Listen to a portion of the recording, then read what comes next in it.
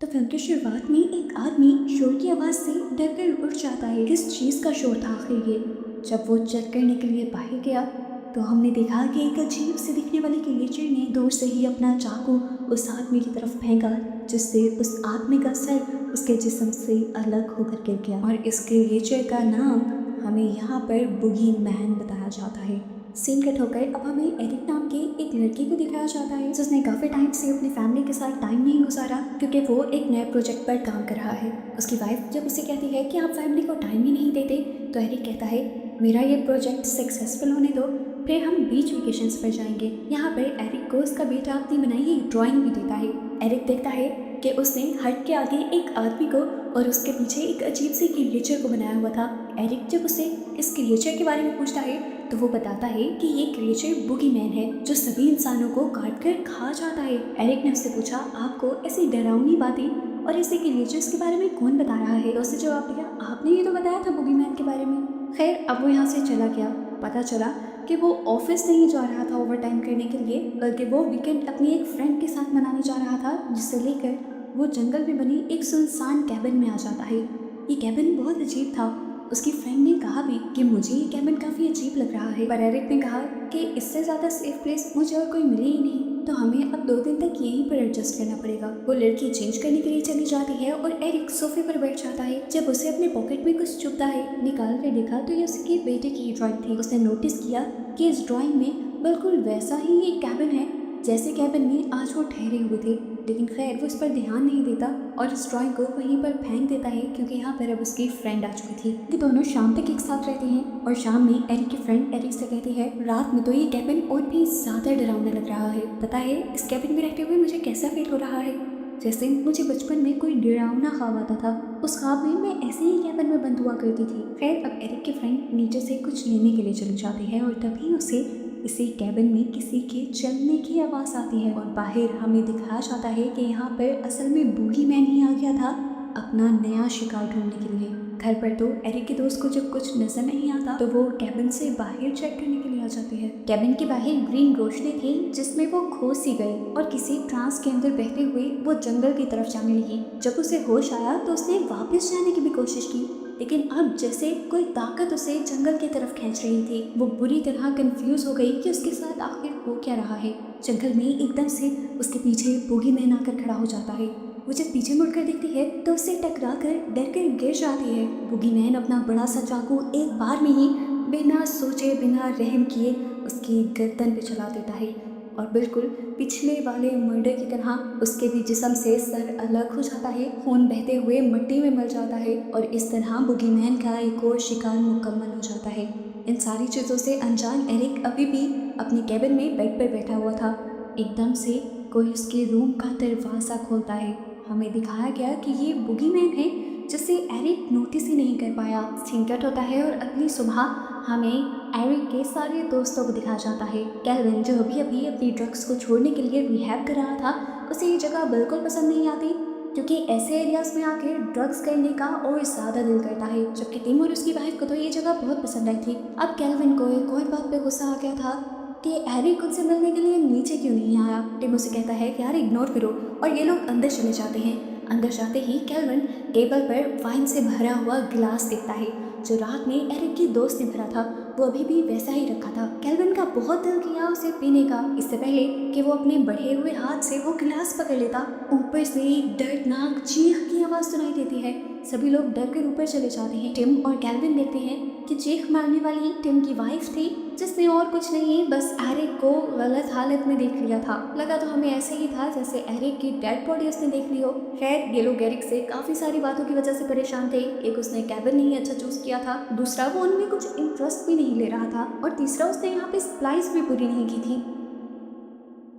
इनकी यही बातें बहुत ही बड़े झगड़े में बदल जाती हैं और आखिर एरिक उन्हें छोड़कर यहाँ से चला जाता है, ये ख्याल किए बगैर कि वो यहाँ जिसके साथ आया था वो उसे भी नहीं लेकर जा रहा। इस सारी सिचुएशन की वजह से कैल्विन बहुत ज़्यादा स्ट्रेस में आ जाता है और अपने स्ट्रेस को कम करने के लिए दोबारा वो घर में से बियर ढूंढने लगता है। यहाँ तक कि वो ट्रैश बिन में से ही बियर की कैंस निकाल कर उसमें से बची कुची बियर पी लेता है। वो नहीं जानता था कि इस टाइम कोई उसे ऑब्जर्व कर रहा है और ये था बुगी मैन। इसी टाइम पर केल्विन नोटिस करता है कि अंदर रूम में टिम की वाइफ कपड़े चेंज कर रही थी। वो छुपकर उसे देखने लगा और एकदम से टिम की वाइफ भी विंडो के पास आ गई। इसलिए नहीं कि उसने केल्विन को देख लिया था, बल्कि इसलिए कि उसे बुगी मैन का शैडो नजर आ गया था। इतने में ही यहाँ पर टिम भी आ जाता है, जो उससे पूछता है तुम यहाँ पे क्या कर रही हो। तो वो बहाने बनाने लगता है, मैं तो यहाँ से रकून्स को भगा रहा था। खैर इस सभी के दौरान शाम भी हो जाती है और ये सब लोग पोकर खेलने लग जाते हैं। केल्विन जो सुबह से डिस्टर्ब था, उसे अब शदीद फील होने लगा था कि उसे ड्रग्स चाहिए, बियर या वाइन से बहुत ज़्यादा स्ट्रॉन्ग। इसलिए वो ऊपर जाता है और एरिक का सामान भी चेक करता है, लेकिन तब उसमें उसे कुछ नहीं मिलता सिवाय सिगरेट के।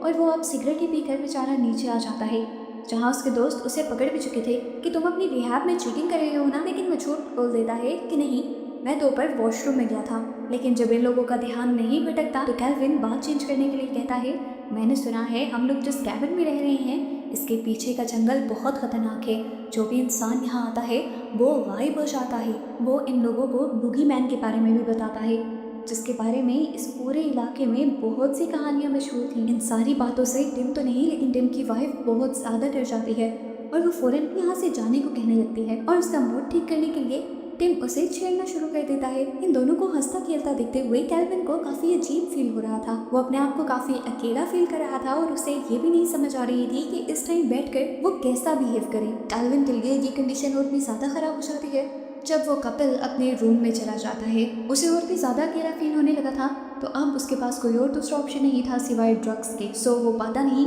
तो उठकर दोबारा इस घर को ढूंढने लग जाता है कि शायद कहीं से उसे कोई तो ड्रग मिल ही जाए। अब यहाँ पर उसे जब कुछ नहीं मिलता तो उसे माउथ वॉश और कुछ टैबलेट्स मिल जाती हैं, जिनके इंग्रेडिएंट्स को पढ़ते हुए वो अंदाज़ा लगा रहा था कि क्या अगर वो इन्हें खा ले और पी ले तो उसे ड्रग्स जैसी मदहोशी मिल जाएगी।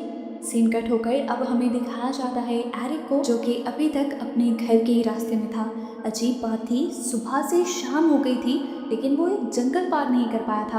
आखिर अब इसी जंगल में उसकी गाड़ी भी खराब हो जाती है और वो गुस्से से और भी ज़्यादा पागल हो जाता है। कैबिन में दोबारा हम कपल को एक साथ देखते हैं और केल्विन को अपनी इकट्ठी की हुई अजीबोगरीब चीज़ों के साथ वो यहाँ पर मौजूद अजीबोगरीब किस्म की मेडिसिन खा लेता है और उसके ऊपर से पूरा माउथ वॉश पी जाता है। दूसरी तरफ एरिक को अब जंगल से वही ग्रीन रोशनी दिखाई देने लगी थी जिसे हमने उसकी पार्टनर के पास भी देखा था। इसी रोशनी ने उसे भी अपने ट्रांस में ले लिया और वो हिप्नोटाइज होते हुए जंगल के अंदर बढ़ने लगा।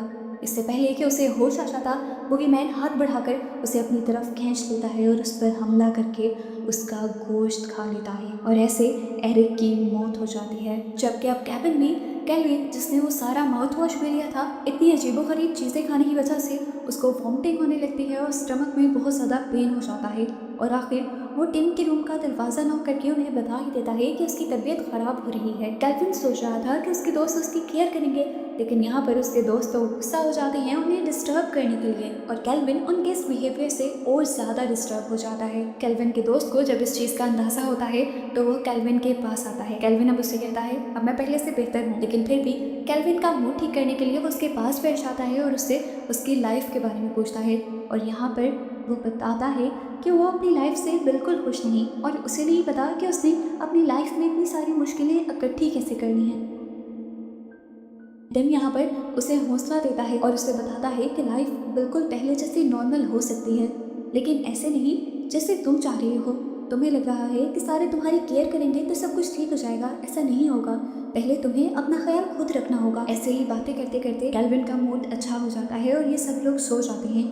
सुबह जब ये लोग उठते हैं तो टिम की वाइफ देखती है कि उसका सारा माउथ वॉश खत्म हो चुका था। वो आकर केल्विन को डांटने लग जाती है और केल्विन अपनी गलती मानने के बजाय उल्टा उन्हीं से कहता है, तुम लोग मुझ पर इल्ज़ाम लगा रहे हो सिर्फ इसलिए कि पहले मैं ड्रग्स करता था। ये लोग उसे कहते भी हैं, सच बता दो, हम तुम्हें कुछ नहीं कहेंगे। लेकिन केल्विन तो उल्टा उन्हीं को बातें सुनाने लग जाता है। गुस्से में वो खुद ही कैबिन से बाहर भी निकल जाता है और तेजी से जंगल के अंदर चला जाता है। अपने आप से बातें करते करते ही उसे पता ही नहीं चला था वो जंगल के बिल्कुल दरमियान में पहुंच गया था और यहाँ पर उसकी मुलाकात होती है एक कपल से जो कि खुद कैंपिंग करने के लिए जंगल में आए हुए थे। केल्विन जब इन दोनों से बातें कर रहा होता है तो उसे दूर से अजीबोगरीब आवाज़ें आ रही थी।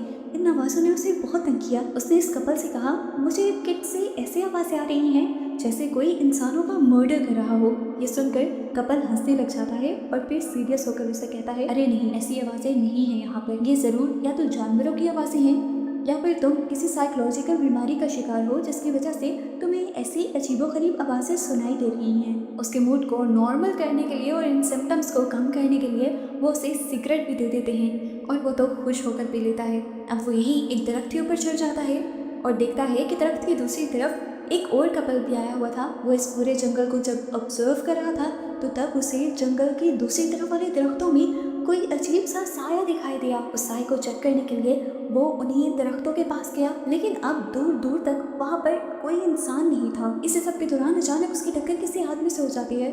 उसे डर लगा कि ये वही तो नहीं जिसे उसने देखा था, लेकिन यहाँ तो टिम आया था जो उसे ढूंढ ढूंढ कर परेशान हो रहा था। टिम उससे पूछता है, आखिर तुम यहाँ पर कर क्या रही हो? वो अभी भी उसे कुछ नहीं बताता और कहता है, बस मैं तो नेचर को एंजॉय करने आया हूँ। अब ये दोनों भी उसके साथ जंगल में ही आ जाते हैं और जंगल में ही गेम खेलने का डिसाइड। अब इन्होंने एक पॉइंट बनाया था और उस पॉइंट पर इन्हें बॉल गिरानी थी। केल्विन की बॉल पहली वाली बॉल के काफी करीब गिरती है, लेकिन टिम की वाइफ की नहीं। और जब टिम अपनी टर्न लेता है तो वो ऐसे परफेक्ट पॉइंट पे शॉट मारता है कि केल्विन की बॉल भी वहाँ से दूर चली जाती है और इस तरह केल्विन हार जाता है।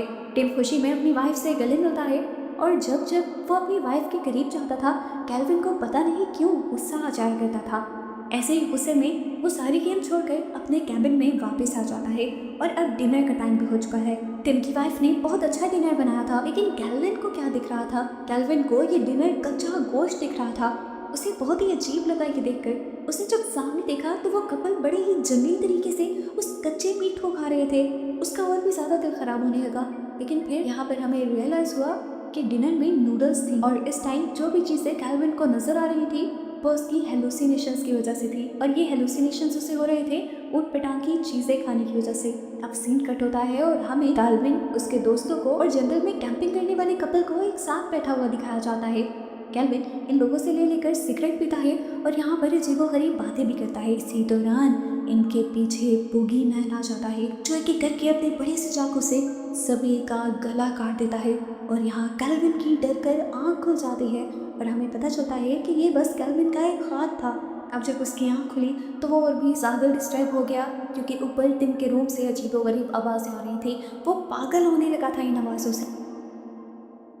अपनी इन सारी चीज़ों को कम करने के लिए उसे दोबारा दिमाग में ऊट पटांग का ख्याल आता है। वो वॉशरूम में जाता है और वहाँ से ड्रेन क्लीनर निकाल लेता है। वो पहले इसे सूंघता है, इसे सूंघ कर ही उसका दिल खराब हो गया था, लेकिन फिर भी वो रुका नहीं और उसने पूरा ड्रेन क्लीनर एक टाइम में पी लिया। और जब इससे भी उसका दिल नहीं भरा तो उसके ऊपर उसने बियर पी ली। एक किस्म का जहर पी लिया था उसने। उसकी तबीयत बहुत ज़्यादा ख़राब हो गई थी, उसके बावजूद उसका दिमाग ऊपर से आने वाली आवाज़ों में ही लगा हुआ था। इनसे दूर जाने के लिए वो जंगल में निकल जाता है और अब अपनी ग्रैंड माँ को वो एक मैसेज करता है। पहले पहले तो उसने बहुत शिकायतें की इसी मैसेज में, लेकिन एंड पर उसने कह दिया कि ग्रैंड माँ, मैं आपसे बहुत ज़्यादा प्यार करता हूँ, दुनिया में सबसे ज़्यादा। जिसके बाद उसने एक वॉइस मेल किया अपनी फ्रेंड को। पहले पहले तो वो उससे माफ़ी मांग रहा था, लेकिन फिर उसे जब उसकी सारी बातें याद आने लगी तो वो गुस्से में आ गया और उसने अपनी फ्रेंड को बहुत बुरा कहा और ये भी कहा कि तुम छोड़ देने की ही काबिल थी। जिसके बाद अब उसने एरिक को वॉइस मेल किया और कहा कि यार प्लीज़, आई एम सॉरी, मैंने तुम्हारे साथ काफ़ी गलत बिहेव किया था, ये वेकेशन तुम्हारे बगैर काफ़ी अजीब लग रहा है, तुम वापस आ जाओ। इसी वॉइस मेल को करते करते एकदम से उसे सामने किसी की खड़ी हुई कार नजर आती है। वो अपने सेंसेस में आकर इस कार को नोट करता है तो ये एरिक की कार थी। वो खुश हो गया, तेजी से उस कार की तरफ बढ़ा, लेकिन कार के डोर खुले हुए थे और अंदर कोई भी नहीं था। एरिक को ढूंढते हुए वो अपने मोबाइल की टॉर्च ऑन करते हुए आगे गया तो उसे एरिक की डेड बॉडी दिखी जिसके सामने बूगी मैन भी था। इंतहाई खौफनाक सीन देखकर वो खुद भी डर गया क्योंकि बूगी मैन एरिक का गोश्त खा रहा था। केल्विन डर कर फौरन अपने कैबिन की तरफ वापस भाग जाता है और अजीब बात हम ये नोटिस करते हैं कि बूगी मैन बिल्कुल भी पैनिक नहीं होता, उसके पीछे नहीं भागता उसे मारने के लिए, बल्कि वहीं बैठे बैठे एरिक का गोश्त खाने में बिजी रहता है। कैबिन में आते ही वो भाग कर टिम के रूम में आया और उनकी प्राइवेसी को डिस्टर्ब करते हुए उसने जल्दी से इन दोनों को यहाँ से चलने को कहा। वो दोनों उसके ऊपर गुस्सा हो रहे थे कि ये क्या तरीका है रूम में आने का, लेकिन वो उनसे कहता है प्लीज़ मेरी बात को समझो, हम खतरे में हैं, मैंने यहाँ पर बूगी मैन को देखा है और एरिक की डेड बॉडी को देखा है, हमें अगर अपनी जाने बचानी है तो फौरन हमें यहाँ से निकलना होगा। अब क्योंकि इस कपल को पहले से ही केल्विन का पता था कि केल्विन अजीबोगरीब चीज़ें खाकर अपने होश खो देता है, तो इसीलिए अब भी के लोग उसका बिल्कुल यकीन नहीं करते। इस टाइम केल्विन जितना डरा हुआ था उसने इनको सच बता दिया। हाँ मैं मानता हूँ कि मैंने ऊट पटांग की चीज़ें खाई हैं और इस टाइम तो मैंने ड्रेनेज क्लीनर भी लिया हुआ है, लेकिन उसके बावजूद मैं होश में हूँ क्योंकि मुझे होश आया है एरिक की डेड बॉडी को देखकर। मेरा यकीन मानो, मैं सच बोल रहा हूँ, यहाँ पर बूगीमैन है और वो जल्दी ही आकर हमें मार डालेगा। जितनी जल्दी हो सके हमें यहाँ से निकलना है। उसकी ऐसी बातें सुनकर टिम की वाइफ बहुत ज़्यादा डर जाती है और वो फौरन यहाँ से भागने को कहती है। अब अपनी वाइफ को काम डाउन करने के लिए वो कहता है, अच्छा रुको, ये जो कह रहा है मैं उसे चेक करने के लिए जाता हूँ। ये कहकर टिम बाहर निकल जाता है और कैल्विन उसकी मिन्नतें करते करते पीछे आ जाता है, प्लीज वहाँ नहीं जाओ, वहाँ नहीं जाओ। लेकिन फिर वो कैल्विन को ही जबरदस्ती वहाँ लेकर जाता है जहाँ पर आखिर एरिक की गाड़ी थी। एरिक की गाड़ी तो नहीं दिख गई, लेकिन यहाँ पर ना इन्हें बूगीमैन दिखा और ना ही एरिक की डेड बॉडी। टिम उसे डांटने लगा, देखो मैंने कहा था ना यहाँ कुछ नहीं होगा। लेकिन उसे नहीं पता था कि अब जो होने वाला है वो बहुत ही ज़्यादा खतरनाक है।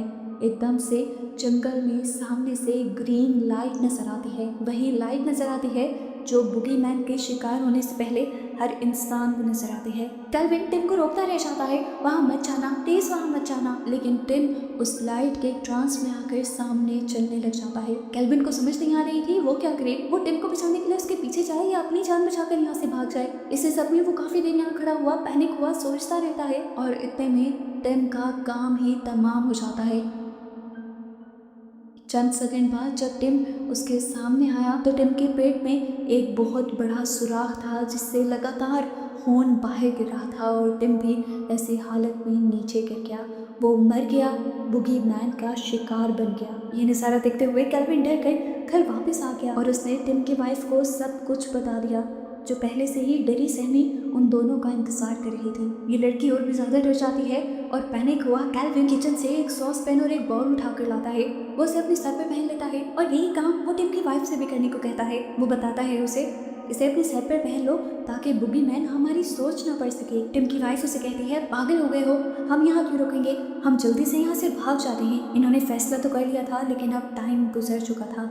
जैसे ही इन्होंने बाहर का दरवाज़ा खोला तो बूगीमैन पहले से ही इनके सामने था। ये दोनों से डर गए और डरते हुए कैल्विन फौरन अपनी शादी को लेकर ऊपर रूम में आकर बेड के पीछे छुप गया। उसने उसे अपना सर ढकने को कहा और उसने उसे बूगीमैन की स्टोरी सुनाई। वो बताता है कि बूगीमैन के बारे में मशहूर है कि उसे मिलिट्री ने अपनी एक्सपेरिमेंट्स से बनाया है। वो बहुत ही ज़्यादा खतरनाक है, वो इंसानों को खा जाता, यहाँ तक कि वो इंसानों के दिमाग को पढ़ने की भी एबिलिटी रखता है। इन्हीं बातों के दौरान कैल्विन इसी लड़की को ये भी कह देता है कि मैं तुमसे प्यार करता हूँ। अचानक से बूगीमैन के बाद ये वाला टॉपिक सुनकर उस लड़की का दिमाग खराब हो जाता है और वो कहती है, मजाक कर रहे हो क्या तुम मेरे साथ यहाँ पर बैठ कर, और ये जो सारी तुमने स्टोरी सुनाई है ये सब भी मजाक है, तुम्हारा पागलपन है। उसने ये कहा ही था कि नीचे से उसे टिम की आवाज़ आ गई और गुस्से में वो अपना पैन कैल्विन को मारते हुए कहती है, सड़ो यहाँ पर, मैं जा रही हूँ नीचे टिम के पास, बहुत ही घटिया मजाक किया तुमने। कैल्विन उसकी बातों से अजीबोगरीब तरीके से रोने लगा क्योंकि वो लड़की नहीं समझ रही थी वो बूगीमैन के ट्रैप में फंस गई है। अब अपनी इस एंजाइटी, इस गुस्से को कम करने के लिए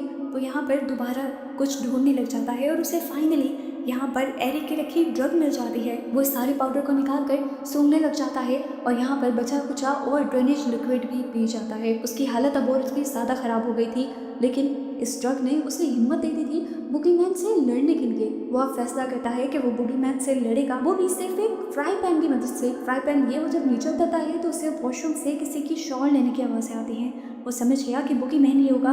बिना सोचे समझे वो अंदर गया और पर्दे के पीछे से किसी को मारने लगा। इतना मारा उसने, इतना मारा कि आखिर अब उसे लगा कि बूगीमैन मर ही गया होगा। पर जैसे ही उसने पर्दा हटाया तो देखा यहाँ पर टिम की वाइफ थी जिसका चेहरा अब बिल्कुल टूट चुका था, क्रैश हो चुका था बार बार कैल्विन के पैन मारने की वजह से। और यहाँ पर कैल्विन का दिमाग और ज़्यादा ख़राब हो जाता है। वो शीशे के सामने जाकर अपने आप को देखता है, क्या वो बूगीमैन पे तो नहीं बदल गया। उसके दिमाग में अजीबोगरीब ख्याल आ रहे थे, लेकिन शीशे में उसकी शक्ल कैल्विन वाली ही थी। और जब वो इसी डरी हुई स्टेज में था तो यहाँ पर सबसे ज़्यादा शॉकिंग बात ये होती है कि बूगीमैन उससे बात करना शुरू कर देता है जो पहले से ही इस कैबिन में था। बूगीमैन उसका शुक्रिया करता है क्योंकि पिछले कई टाइम से कैल्विन ही उसकी मर्डर्स करने में मदद कर रहा था। कैल्विन डर गया, उसका तो ये इरादा भी नहीं था। वो इस बात से इनकार कर देता है और कहता है, नहीं मैंने ऐसा कुछ नहीं किया। बूगीमैन ये बात सुनकर हंस देता है और यहाँ पर कैल्विन को भी हंसी आने लग जाती है और वो बैठकर हंसता ही रह जाता है, जैसे उसे अब रियलाइज़ हो रहा हो कि वो बन क्या गया है। अब मूवी के पोस्ट क्रेडिट सीन में हम देखते हैं कि इसी कैबिन के अंदर एक और फ्रेंड्स का ग्रुप आता है वेकेशन मनाने के लिए। एक फ्रेंड जाकर किचन में यहाँ की सारी सप्लाईज रखता है तो एकदम से उसके पीछे बुगी मैन आ जाता है जो उस लड़की को सीधा करते हुए उसके पेट में छुरी स्टैब करते हुए उसे मार देता है और उसके दूसरे दोस्तों को ये पता भी नहीं चलता कि उनके साथ क्या हो गया। और इस अगले सीन में हमें दिखाया जाता है कि कैल्विन अब उस रूम में बेड के नीचे छुपा हुआ था बुगी मैन जैसे कपड़े पहने हुए, यानी वो सच में अब बुगी मैन का साथ ही बन गया था। बस यही सब दिखाते हुए ये मूवी यहाँ ख़त्म हो जाती है।